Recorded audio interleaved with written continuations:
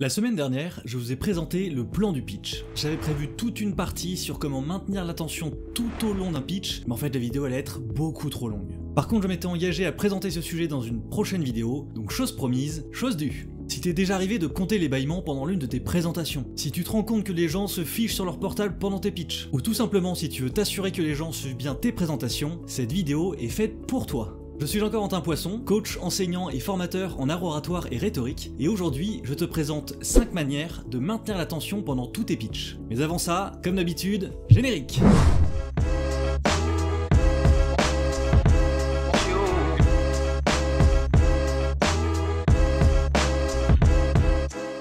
Cher ami orateur, bonjour. Comme tu t'en doutes, l'attention d'un auditoire c'est quelque chose de très précieux car les meilleurs arguments seront totalement inutiles si personne ne les entend.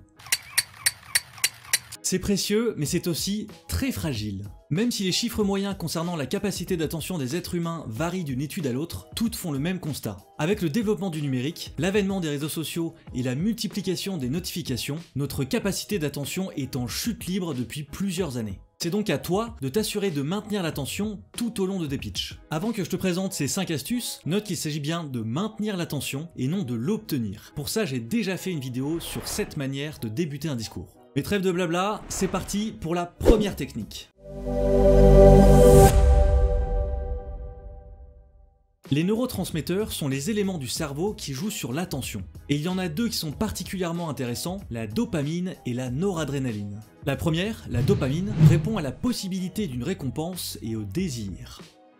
Pour la booster, tu vas devoir créer des envies dans l'esprit de ton public. La seconde, la noradrénaline, est stimulée par la tension, la peur d'une perte. Pour la booster, tu dois faire peser le risque d'une perte d'opportunité dans l'esprit de ton auditoire. En gros, c'est un peu le jeu d'adolescent, suis-moi, je te fuis, fuis-moi, je te suis. En jouant sur ces deux leviers, tu vas pouvoir maintenir l'attention de ton auditoire sur le fond de ton discours. Tout au long de ton pitch, mais particulièrement dans les périodes creuses, pense à insuffler des éléments nouveaux et prometteurs qui vont créer des chocs de dopamine. Une démonstration de produit, une idée inouïe, de bonnes métaphores pour expliquer une idée complexe, ou encore des visuels qui attirent l'œil. Mais pense aussi à faire peser des risques pour ceux qui t'écoutent. Par exemple le risque de manquer une belle opportunité, ou le risque que vos valeurs ne soient pas suffisamment en adéquation. Tout le jeu va être de souffler le froid et le chaud tout au long de ton discours pour que les personnes qui t'écoutent alternent entre l'envie d'une récompense et la peur d'une perte d'opportunité. L'apparition de changements est un facteur influençant très fortement l'attention d'un auditoire. Des changements opérant dans l'environnement de ta prise de parole sans qu'ils ne fassent partie de ton pitch vont faire diminuer son attention. Par exemple le bruit de sirène dans la rue, une notification sur un portable, des discussions dans un couloir ou tout simplement une jolie fille qui passe, tous ces éléments vont entraîner l'arrivée d'informations supplémentaires dans l'esprit de ton public et donc faire diminuer sa capacité d'attention. Face à ces changements, tu dois opérer des rappels d'attention pour récupérer ton auditoire. Et si c'est possible, interviens directement sur la source de cette distraction, par exemple en demandant à fermer la fenêtre ou en demandant aux personnes dans le couloir d'aller discuter plus loin.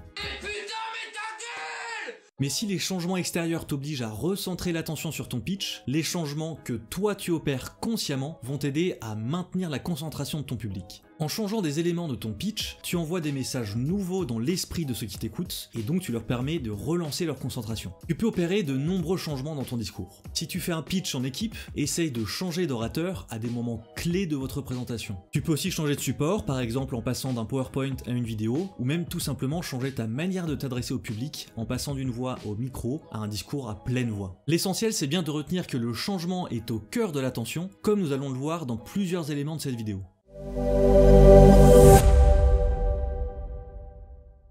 Je me souviens de mes cours lorsque j'étais à la fac. Un enseignant qui arrivait dans un amphi devant des centaines d'élèves, qui s'installait à son pupitre, balançait son cours, voire parfois se contentait de lire son cours et s'en allait sans autre bruit à la fin de l'heure. Que nous ayons été 1000, 500, 10 ou même s'il n'y avait eu personne, je ne suis pas sûr que cela aurait changé quoi que ce soit au déroulé du cours. Nous n'avions donc aucun moyen d'être actifs dans ce cours qui nous condamnait à la passivité et rendait très difficile le maintien de la concentration. Mais quelle erreur! Il aurait suffi que ces enseignants nous posent quelques questions, même en sachant que nous ne pouvions pas tous y répondre, pour que notre attention soit décuplée. Simplement parce que nous serions alors devenus acteurs du discours, et qu'il aurait alors stimulé quelques zones actives de nos cerveaux. Pendant tes pitchs, pense à poser des questions à ton public. Il ne doit pas rester spectateur de ton discours, mais en devenir l'acteur. Bien sûr, il ne doit pas s'agir de questions rhétoriques ne proposant qu'une seule solution. Pour ça, tu peux poser deux types de questions. Soit des questions ouvertes, auxquelles le public va devoir répondre une personne à la fois, soit des questions fermées ou des sondages, auxquels le public va pouvoir répondre simplement en levant la main. Mais le fait d'engager le public à te répondre, c'est lui permettre de jouer un rôle actif dans ton discours et de ne pas avoir à rester passif devant toi. Tu peux aussi rendre le public actif en lui demandant de participer à un exercice en direct. C'est ce que je fais souvent lors de formations en grand groupe. Tous les participants se lèvent et font le même exercice que moi en même temps que moi. Un moyen simple de maintenir l'attention de l'auditoire.